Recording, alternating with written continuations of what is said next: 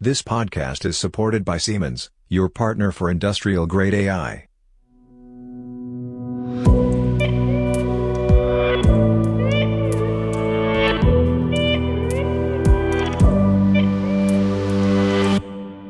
Hello everybody and welcome to a new episode of our Industrial AI podcast. My name is Robert Weber and in Stockholm I would like to welcome Magnus Malmström, CTO of Sandvik. Hello Magnus, welcome to the podcast. Hello. Thank you. It's a great pleasure to be here. Magnus, before we talk about AI at Sandvik, why don't you introduce Sandvik to the listeners who don't know the company? Yeah. Sandvik is a Swedish technology engineering company and we work on a global basis. You could say that we advance the world through engineering in distinct two areas. One is mining and one is manufacturing.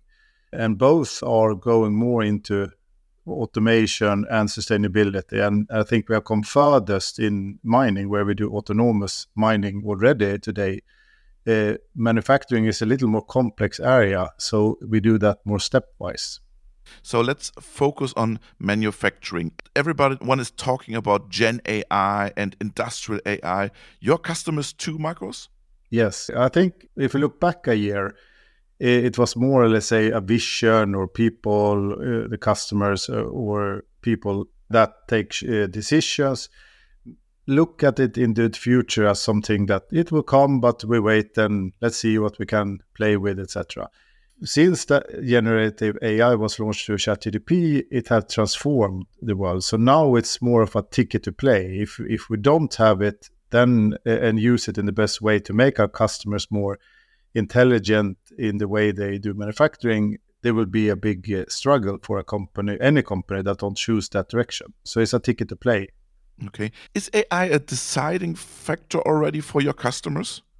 Some customers. What kind of customers? Not absolutely not all, but so for instance, we had a workshop with a leading aerospace company last week, and they do one of the few jet fighters in the world, and it was very clear for them for the next vendor choice they do, it must include AI to make the program and the machining process smarter.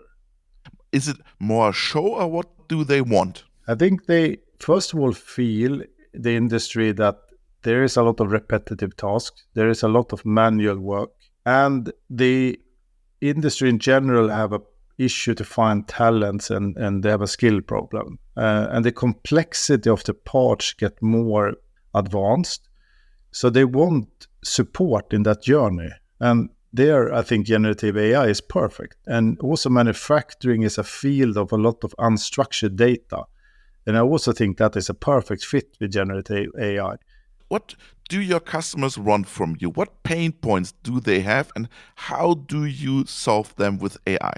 I think one is that you would like to remove repetitive tasks. So if you can automate, either it's in the design to set up the instruction and the machining strategy for the particular component in the machine, or if it's in the inspection area, there are several use cases there that you can apply AI. For instance, feature check on issue could be more automated, so you can get recommendation quickly if this is you should use a machine strategy for a pocket or something like that. You can use the cutting tools. There are so many different cutting tools with different, let's say, choices to make how to use them depending on material, the process, and there generative AI can play a big role. And then I think that many of the vendors, independently of Sandvik or Siemens or other large companies, we have had a tendency of a lot of knowledge bases and information that we have stored internally, but we have not exposed it in a nice way. And I think through generative AI, we can enable to have a more reasoning engine to ask questions in natural language and get a response. And I think that helps in every step of the manufacturing value chain. So we already talked a lot about genAI, but from my point of view, sometimes we forget, let's call it, traditional AI approaches. Do you try to combine both worlds and how? Yeah, there are certain projects in Sandvik that try to combine it. But if you look at, that focus on the manufacturing area, then we are not using so many other models today, because first of all, generative AI is moving fast, and for every 6 months you more or less can forget what you have learned 6 months earlier. So we need to focus in order to deliver as much business value and innovation as possible. But I think we will reach a point where we can combine soon, and in particular, I think we need to progress on this journey now, because let's say the last 3-4 months, we have learned that you can combine small language models with large language models, and there's new tools coming every month now, or more or less every week, that we need to consume and learn to use, etc. And then traditional AI has still a complexity, so it fits very well for some certain applications, but we need to invest more and train the model more, and that gets more complicated, if you put it like that, but it can have huge value, of course. And one challenge, though, with generative AI still is that if you are a customer in the defense sector, as an example, you are very protective of your data. You don't want that to be stolen or anything like that. So traditional AI model could, of course, be deployed at the customer, maybe embedded close to the machine, etc. So there are a lot of advantages, but I think we just face the fact that the larger players like Google, OpenAI, Microsoft, together maybe with Amazon, and unfortunately we don't really have a European strong player. They are progressing so fast, and you also have NVIDIA enabling new chips constantly. So that's a choice. So for us, we have like 3 distinct projects. One is to empower our engineers, and that's then we have chosen to buy a solution, and that's GitHub Copilot. And we see a tremendous productivity increase for the teams that use that in the right way. Then there are limitations still, but still it's very productive. I come back to the GitHub Copilot, but I want to, how can you keep up the pace? How difficult is it to choose the right LLM and make it then robust? Because you said, okay, they changed everything until 6 months and we need to keep up the pace. How do you do that in an organization like Sandvik? We have chosen to have dedicated team. They are the only thing that when they go up in the morning, more or less, they work on this kind of topics and customer-driven development. And the approach that has so far been quite successful is to use the most advanced model and then play with the use case and learn how you can do that use case. It could be a simple thing, just like a translation or some prompts regarding cutting tools or something like that. And then you backtrack that and see what is the cost for this model, what is the drawbacks, etc. And then you seek what alternatives there are, because there are more than 1,500 now small language models you can choose from. And then you play with that, and then you try to, let's say, find what's most optimal for the use case and the user experience you want to deliver. And in particular for the quality of the prompts or the responses. And if you have that kind of mindset that you work with a clear scope and you have dedicated team, they are smart. And as long as they can get the chance to be creative, they find the best models for Sandvik and for the particular application. When you mentioned the pace, I remember the keynote by Rainer Brehm 2 weeks ago. He explained how Siemens developed their industrial co-pilot, and then he described the situation. I think it was summer last year. He said, and then Microsoft changed the model, and we needed to start again. But is that because the process to deliver or to develop an industrial grade robust product also for Sandvik is much longer than a software product or a LLM? Is this a problem for you? I think we learn a lot from influence by some other companies, and we also talked a lot, for instance, with Microsoft and others that see what everybody doing, and I think they also collaborate with Siemens as an example. And from the beginning, I think it was many companies that selected a model where they use the OpenAI model, and then they build customization or adaptation on top. Maybe they even blend it with a traditional AI model or something like that. What they learn then is that when they change this platform, which they do now quite frequently, then you need to redo everything or rebuild everything you have done proprietary, which we don't do. So we learn from that mistake. So we don't work in that way. And that has been a good design principle for us.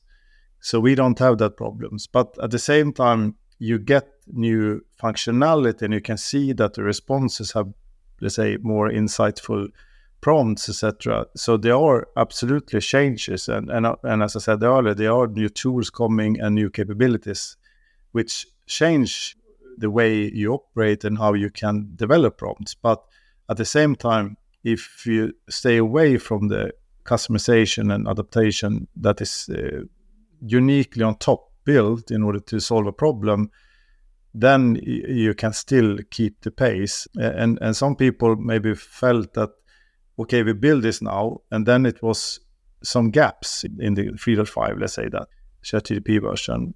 But I think it's more important to pay attention on the roadmap. So if there is no winning for you to try to build something that is not available now, if it will come later, but then it's better to wait. And I think that's a good choice we have done, and that keeps us in a good pace with the development. Let's talk about the elephant in the room, data. How do you get data? How willing are customers to share data? Has that changed? Or do you work with synthetic data, and how do you create it?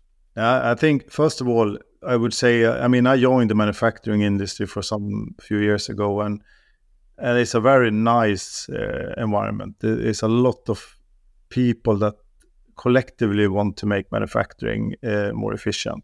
So you have data available, you have partners to work with, and we shall not forget also that Sandvik is a manufacturing company. We have a lot of sites. Do you share data? Yeah, we have I would say that there are no problem to collaborate internally like that and use that experience, if you put it like that. Then you can say you have a lot of unstructured data. And as I said earlier, generative AI is perfect for that. Then in order to fine tune and let's say assure that the data have high quality, you have a traditional model where you maybe wait for building business applications until you have set the data quality. So you work a lot on data quality, and then maybe you want to do something. We have taken a little different approach where we feel that we use the unstructured data and of course the structured data, work with that with prompt engineering, and then we expose this data. And if we learn that the data is not perfect, then we take that data set and then go back as a feedback loop to fix that. And that's a more dynamic way to, over time, assure that the data get better quality. But if we take an example of feature recognition, there we need to test. We have tested today with over 50,000 parts, but that's not enough. So we need to test with more, and then we blend testing with real components or the design of components and synthetic data. And here I think over time the models will support more ability to generate synthetic data. And today we have a bigger ratio of real data, and then we can make better synthetic designs of synthetic data of that. But so it's a stepwise process. So you mentioned you have big customers and then you have smaller customers. Is there a difference between how willing customers to share data? Yeah, I think in general there is a complexity to define the customers in that regard, because there are many small or mid-sized companies that supply to larger companies, and that could be in aerospace or in any segment, and then they need to comply to the, let's say, data protection sensitivity that a large company will have. But in general, I would say that any large company that work in a sensitive field like military or medical or something like that, they don't want to share data into other cloud environment. They would like to have control. But that doesn't mean that they can't share data in a protected environment like that. So everybody talks about time series, I think, in the industrial sector and in manufacturing. Are you able to collect enough data, time series data? I think we have that ability, yes. The investment to do it is maybe where a lot of companies, including Sandvik, are still struggle with, because I'm very impressed by like a company like Microsoft that from one day to another can take a decision. Now it's all in on. But nobody will sell time series data to Microsoft. No, that's true. But the way it is the ability to focus on it and to make sure it can be successful. I've been waiting to record an episode with you a few weeks, but you have also said, wait a little longer and then we will have something. Tell us, what are your 3 favorites when it comes to AI at Sandvik? I think, first of all, there will be a lot of new use cases that we will do, but we have had the approach that we focus on a few things and then we do that well. Share with us. Yeah, and one is to assure that our CAM products, which is the computer-aided manufacturing digital software that you can use to create a code to run the machine. There we are launching very soon generative AI support, CAM assistant we call it, and it's like a co-pilot for CAM. That will make it easier for any CAM operator or CAM designer to basically follow the process and get information in real time 24/7. And there we have a roadmap that is quite compelling, and we start with what we launch, and we will work very close with customers, and then we will add more capabilities to include what the product knowledge was within the product, so you can talk with the product basically, and then you will be able to combine products that is today siloed in the ecosystem, and that will be very interesting to see. So you mentioned CAM Assist, or is it the pilot? You will offer this assist or this pilot for all software tools? Is this a Mastercam pilot, a Cimatron pilot? What is the idea? Sandvik is a global large company, but still we have a multi-brand strategy. So if you take in our business units, you have different brands, and one is Mastercam, one is GipsCam, one is Cimatron, etc., etc. So they will have this technology built in their software. So for instance, now in the next release of GipsCam that is just a few weeks off, they will be called the GipsCam Copilot. But I wonder, isn't that a step too fast? Shouldn't you start much sooner with the pre-processing of the data? I'm thinking of 3D models instead of OCR. Or am I misunderstanding this? Or is there no connection? Our approach has been that we want to increase the productivity at our resellers or at our end users, our customers. And we see that there is too much time that is necessary to understanding the machining part or the CAM operation part. We see that they seek information and they want quick help, etc. So we think it's perfect fit to have, let's say, a 24/7 assistants that support the CNC operator with a improved in productivity as a result. Then there is also an issue in this market that many of the CAM companies translate a lot of the documentation to their products and technical support, etc., in a global market. So if you take just the example of Japanese, and that delays the releases to that market, etc. And we believe that generative AI is perfect for translation, as an example. So when we fit all this together, it's a very good start. And I think it's a reasonable first approach also for a customer, because we have worked with this over a year in development, training, and doing prompts and doing RAGs. But then when you take it out to the market, there are many people that maybe have used OpenAI chat, maybe not. And we need to build an understanding and let's say a way for them to grasp this type of new technology, use it in daily life, and work with us as a partnership. And we have a strong roadmap how we will improve, let's say, the ability to also include, let's say, feature recognition with the 3D files, or how to talk with the products, so maybe over time to create a machining strategy based on AI. But let's do that journey stepwise.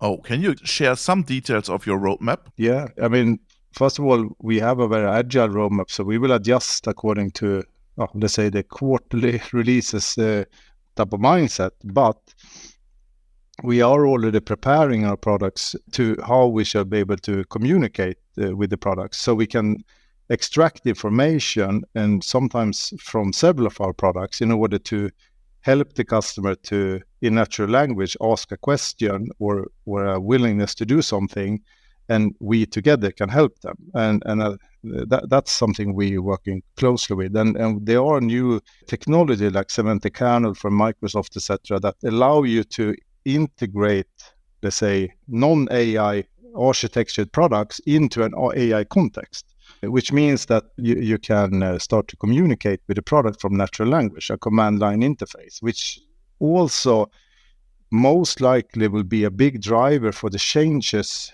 how the user interface of some of the industrial software will transform in the future. Instead of having a very complex UI, you maybe use natural language instead to ask questions. And then you also can add voice, which is another benefit. I want to come back to 3D files. Is this a topic for you? I think it's a topic for the whole industry, right? Yes. I mean, now we are taking the approach where we train our model based on data we have, but also synthetic data. But there is also things happening now that with AI, you can, I don't know when, but it will not take too long time. You can more or less create your data quite dynamically through AI. But still you need this, let's say, data to make sure that this is a pocket of this size, and you validate that, and that you can transform the 3D files into what will mean for a machine strategy. And there will take longer time, but I think development goes quite quickly now. So just when ChatGPT 5.0 will be released and more GPU capacity, I think we will see a big change in this area. So we need to be very alert here and be on our toes, because technology moves fast now. And do you see there new competition or companies you never thought about that there could be competitors? Yes, for sure. I think the technology is easier to use than ever in this regard. I mean, I worked with AI for many years, but now it starts to be very easy to use it, and therefore, of course, competitors can come up. But I also think there will be a stress for even larger company that Sandvik, that is very strong in this domain today. But then again, it is hard to predict this type of technology shift, what happens when technology get easy to use and get, let's say, implemented in new ways, because you also have a tendency that manufacturing is a little conservative, there's a change management part, etc., and there is a trust that needs to be built up. So maybe it will be like in die and mold for certain segments. Maybe you can start using AI more, and then you learn and build trust, and then stepwise it starts to mature. But it's not a consumer type of service if you use that context. It is a more conservative context. Sorry for stressing you with this 3D model and 3D files, because I think the industry you are working is absolutely focusing on this 3D files and how to use CAD and 3D files. Is there also opportunity for AI to help to solve this problem? Yes, for sure. And I think it will be a very good area to use AI to simplify manufacturing. And I saw a post the other day from Christian Heining that works for UpToPart, which is a German startups in this field. And we all have different, let's say, ChatGPT moments. And he had this the other day, and it took only 4 prompts and 10 minutes to set up a repository, create small interactive 3D viewer in the browser, and then start displaying 3D CAD models. And I think that is what happens. And the more then, let's say, we move that data with the historical data, tolerance data, we can start to see, let's say, how easier it would be to interact with the 3D models in the future. And AI will be a clear transformative part of this. But this is changing entire business models also for UpToPart maybe, right? Yeah, it could. But I think for UpToPart, I think they could have a potential success. They are a smaller, more agile company, and they can be quicker to understand this new technology than maybe some larger companies. So it could be a great opportunity, I see it. But they need to use a new technology, LLM or a genAI tool, right? Yeah, but technology gets easier to use and get hold of for even small organizations today. So I see it as an opportunity. How did you develop the Copilot? Which model is behind it? Where is it running? Yeah, so we're using a protected environment, OpenAI, based on Microsoft. So we have collaborated closely with Microsoft, and they have supported us from day one as well. Although we have dedicated teams that is built up superior knowledge in this field as well. And how do you train the model? Because this is very specific, right? This is domain-specific knowledge to use a CAM software, right? Yes, we have a lot of, as I said earlier, unstructured data, but also documents, knowledge bases, things like that we include into the model and then work with prompt engineering. But there is also other additional data that we add over time here as we have learned. We have worked on this for 9 months now, full time. And then when we launch it, we will have a very close contact with customers to see how we shall further improve it. Do you add domain-specific knowledge to the prompt in the back? How do you do that? I mean, we have a very competent team that knows this industry. So we blend it between software developers that is very good in developing the software with application expertise in this domain field. I think that is super important because I've seen many projects where they maybe are built with consultants that outside of business, or there's a project in the, let's say, on the side of the core business. I think that's very important to remember that the biggest value will be, at least what I see in a company like Sandvik, if we can combine the traditional business and help that to grow with this, let's say, digital advancements or this AI transformation. And usually in a company like Sandvik or any large company of our size, you have thousands of people that have worked 20, 30 years that have enormous of knowledge. And the more you include them into the process, the more domain-specific excellence you will have. And how do you call it, CAM Assistant, or what was the name? Yeah, CAM Assist. CAM Assist. What does the CAM Assist do you for your customer? More efficiency, more accuracy, more speed, accelerate? What are the main benefits you promise? Yeah, I think first of all, there is a stress sometimes in the industry due to it takes a long time to find the right information. So that's something you resolve. And that addresses, of course, mental health and many things that you maybe don't really... To find the right designs or what? Yeah, design the machining strategy, basically. And then I think that, like, overarching trend, you want to digitalize more in any company today, which means that you want to connect several systems together to assure higher value or automate something more. And in order to do that, you want to get support from the products you have in order what is the capabilities you can do today. And sometimes what I see at least is that the knowledge about digital products are very good in how to use them for that particular reason they have acquired it for. But when you connect one system with another, they may not even know it's possible. Simple things like that. So sometimes there is things that is not that advanced that it will resolve. But also then, of course, if you bring it to training, people spend enormous amount of money to train people right now. And you get new people into the shop, etc. And you would like to train them faster at the machine or closer to the working environment. And if you have a capability where you can ask natural language and any type of question and you get support, then the training will also be simplified. So there is a lot of advantage with this kind of model. That was your first favorite. Let's move on to the next favorite. I think for us, feature recognition is a very compelling area. And if we can take a CAD file, put it into software, and it gives recommendations for how to, let's say, machine it in the best way, and then over time even select the right tool path for it, then you more or less come close to a single-click manufacturing sequence from a CAM perspective. We are not there yet for full that, but if we use AI in the feature recognition part, it will help for quoting. It will simplify to understand how to machine that part.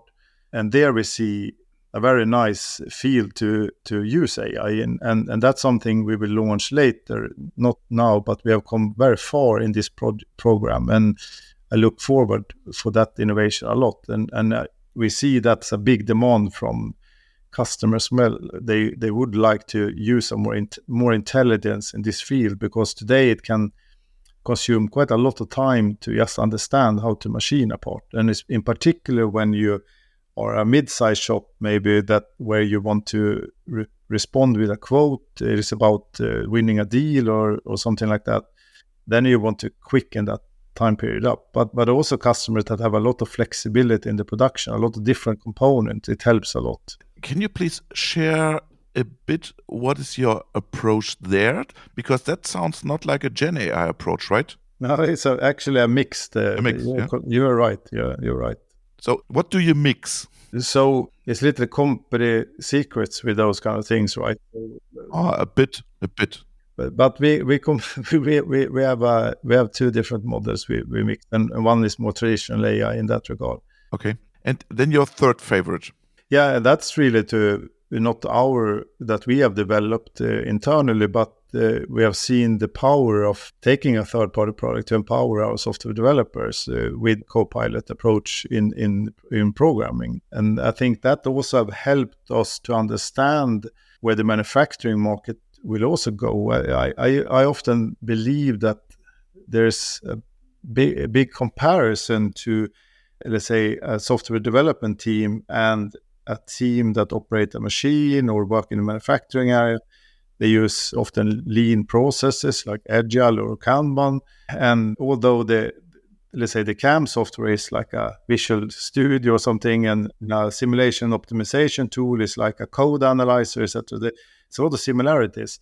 And both are very creative and need more time to be creative. And it's a huge advantage to mark a string, understand where it belongs to in a quite complex code, maybe, and maybe you want to automate comments or some code, like Python code is more advanced, you can do more there. And I think that gives, first of all, an increase in productivity, so we can assure that our products get better and they can bring the market with more innovation, but also it gives a little feel for where the market is going, even in the manufacturing area, although the manufacturing area is more complex because you have more machine types, you have more complexity in material, etc. And there's a vast amount of various cutting tools, but still, that is very easy to compare. How satisfied are you with the GitHub pilot? What does it save in terms of time or quality? Because I hear different voices about the Copilot. I think in average, you could say that 20% increased productivity. Then in some areas, if you use, let's say, Python, you can increase that to 30 or even more. But in average, 20%. And of course, if you believe that the Copilot for GitHub would solve everything, and you have those kind of expectations, it will be fully automated, then you get disappointed. But then I think there is an unrealistic expectation.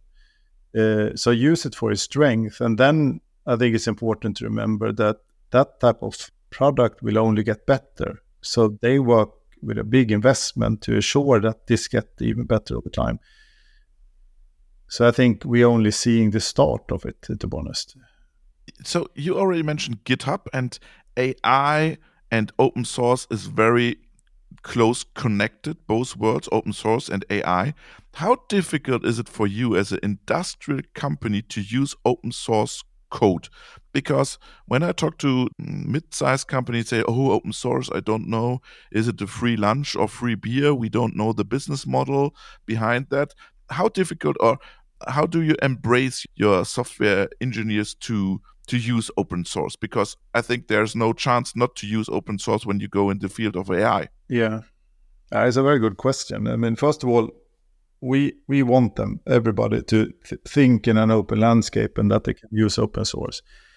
Then we come, of course, to the challenges as well, that sometimes some open source component could have things within it that we don't fully understand, and it could have come from a third-party country that that wants to do something bad. And as we work in manufacturing field with a lot of sensitive information, it is super important to verify that. So, I mean, I'm very pleased that we have a very strong legal team in our company that work very close with us for these matters.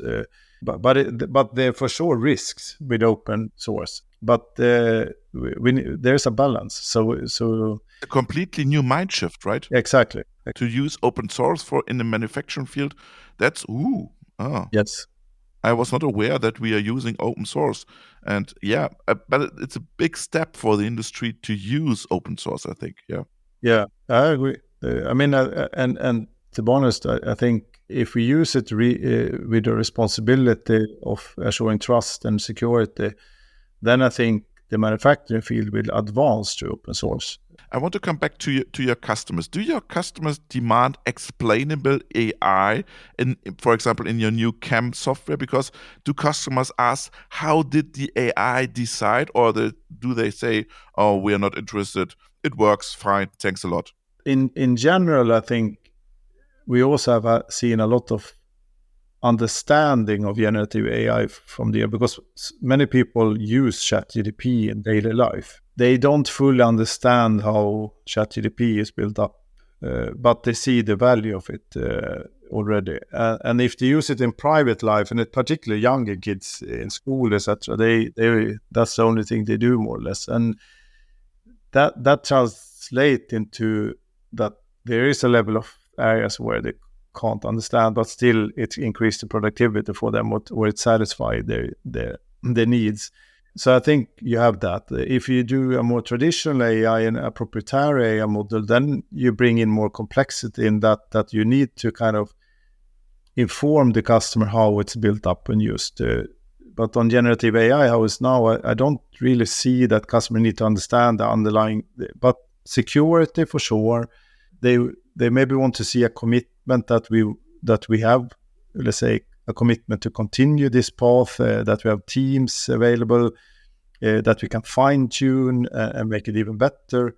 But in general, it's a big interest. Then of course, there is a change management aspect. If you bring this out, it's fun in the beginning and you can use it. And then maybe there are areas that doesn't really support or help them as much, and maybe they stop using it. And there is this change management aspect that there needs to be a trust that the more they interact with it and the better we make the, let's say, offering for them.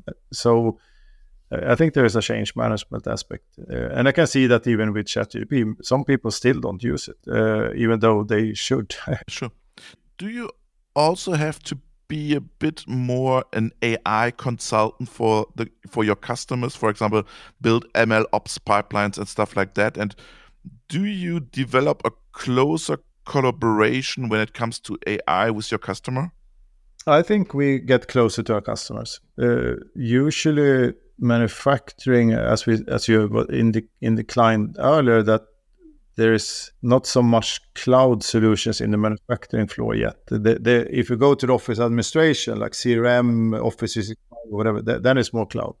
The closer you get to machine, the less cloud. And that also means that it's sometimes we have good technical support, that you can call, you can email, but generative AI and a chat assistant, that gives a closer relationship with the customer, and you can understand more what the customer wants based on the prompts they ask.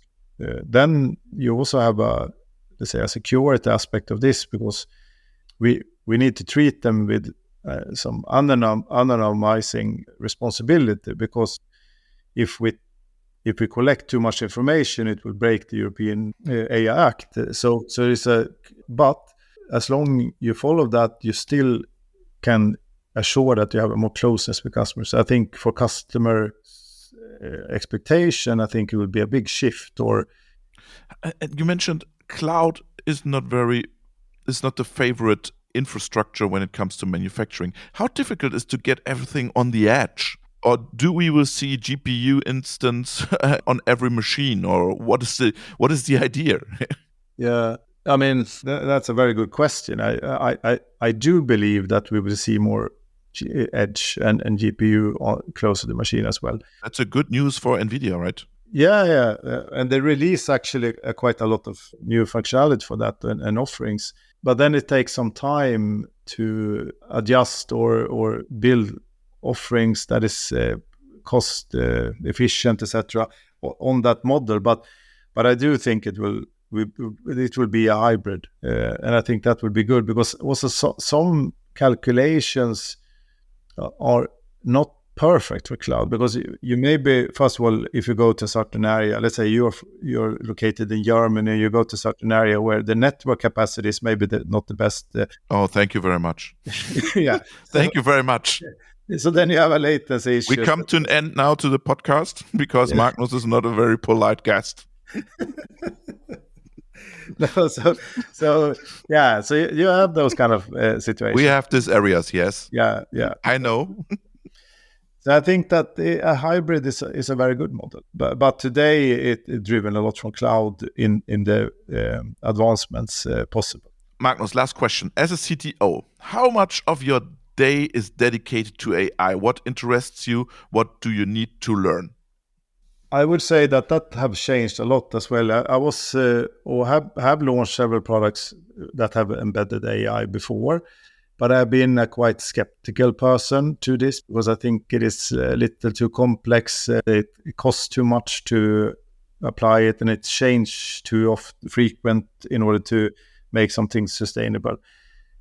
Since a year, or a little more than a year, I spend almost all my wake up time thinking about AI related topics, and on weekends, if I don't have anything to do, like playing golf or be with my family, I only research on AI related topics. And I think that has been a big transformation also for many people in my team and my organization, that we have something called collective intelligence, where we meet 4 times a year with all the tech people and discuss and learn from each other and harness the knowledge we have.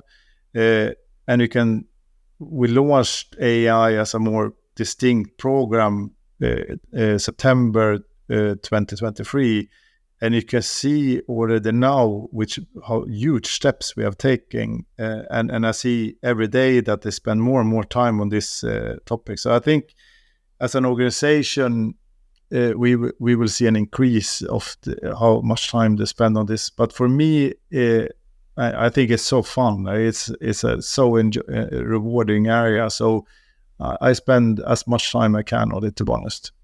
I have one more question, because you mentioned your team. How do you find the right people? The competition for talent is so tough. And how to find these AI talents? I think the model we have chosen, where we use the people within our organization with the vast and harness the knowledge basically and competence in the field they already are so good at, and mix that with a few people that can advance with specific AI knowledge, then that to answer that question is a little easier, because we don't need the majority of AI experts. And if we didn't have these platforms from Microsoft and Google, etc., then we would have much more need for AI expertise, if you put it like that. So I think and also I would say that manufacturing, from being, let's say, an area where everything should be outsourced to some country elsewhere, it's starting to be, due to geopolitical reasons, very important for each country. So in Sweden or Germany, manufacturing gets more important, and therefore I think also younger people are attracted by this area, and then it have helped that inflation and other things have created an environment where some of the startup companies have been seen as a risk, and some people would like to join a traditional, more stable company. And if they then can have a purpose, either working with sustainable manufacturing or, let's say, autonomous manufacturing, and work with AI and modern tools, they feel it very attractive. So the simple answer is that I think we are in a quite good spot to find good talents. So you are looking for domain-specific knowledge, and then you combine it with AI in your team, right? Yes, and I think one of the best examples, there are not too many examples still, but if you look at how they developed GitHub Copilot, there was a project with OpenAI called Codex, and they worked and collaborated with Python developers, and they also hired Python developers. And that's kind of the same here, but if you have operators or people specialized in CAM or know this field very well, application expertise, and you mix that then with the software developer, then you have the recipe for success. And when is Chem Assist coming now? I think we are 2 weeks from it. Okay. And can you sell it? Is it a product you can sell? And because everybody has a problem to sell something with AI, can you really sell it? I think we will find ways to monetize it, but I do believe that it makes the products more compelling, so it will sell more of the products. And then it will also increase the recurring, let's say, revenue for us. But still, this is a new play field. You have to invest. Yeah, exactly. And it's hard to sit and model it internally, and then if you launch it, work with customers, you will find ways to monetize it, because then you understand the real value of it as well when it's with customers. Magnus, thank you very much. It was a pleasure to talk to you about the AI strategy by Sandvik. All the best and a lot of success with your Chem Assist, and greetings to Stockholm. Thank you, Robert. Nice to be here. Thank you.